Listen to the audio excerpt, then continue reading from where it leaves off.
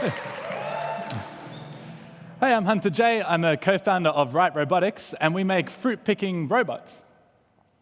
800 billion apples are picked every single year, and almost all of these are picked by hand. That is, you have someone climb a ladder and manually remove every single one of 800 billion apples.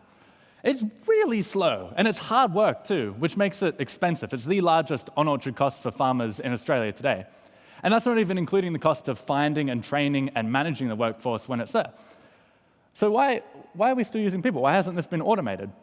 Well, 5 years ago, the machine vision, it wasn't good enough. You have to be able to find the apples on the tree and tell if they're ripe, tell if they're ready to be picked. Also, the orchards themselves weren't really ready. Machines work best with thin trees and wide rows, which has only become standard over the last 10 years.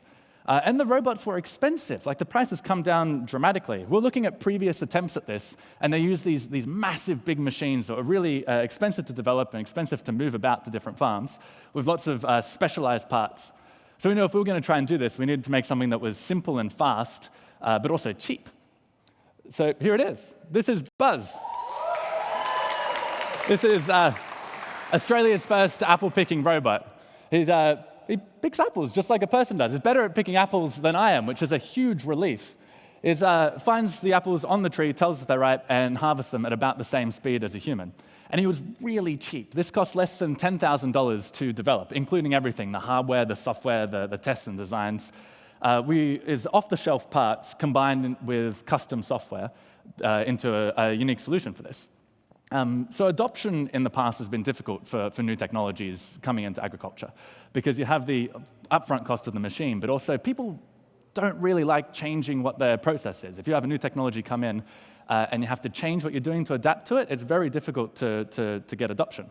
So we thought, let's not do that. Let's just replace human labor directly.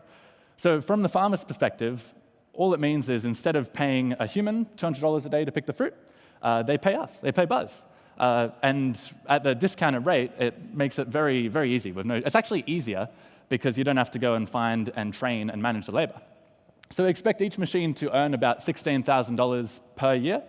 But in the longer term, we think we can get that up to $50,000 per machine per year, which we can do by doing other tasks, like picking other types of fruit and doing other, like pruning and spraying and thinning.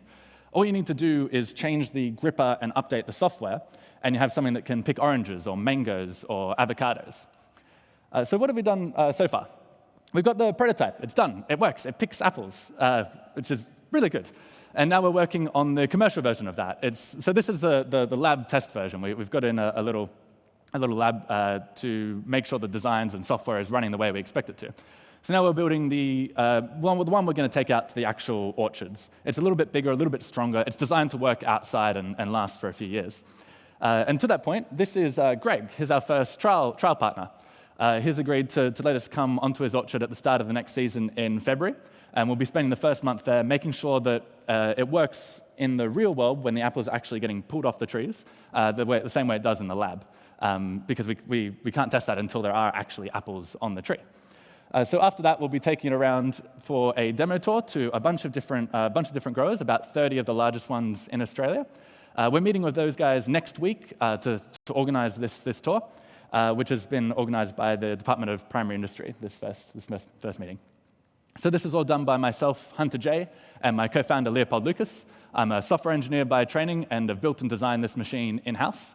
Leo's background is in law and strategy and sales, so he's been really key in sorting out our relationship with the Department of Primary Industry, as well as other industry bodies, and sorting us out with the early adopter farmers who we're targeting at the moment.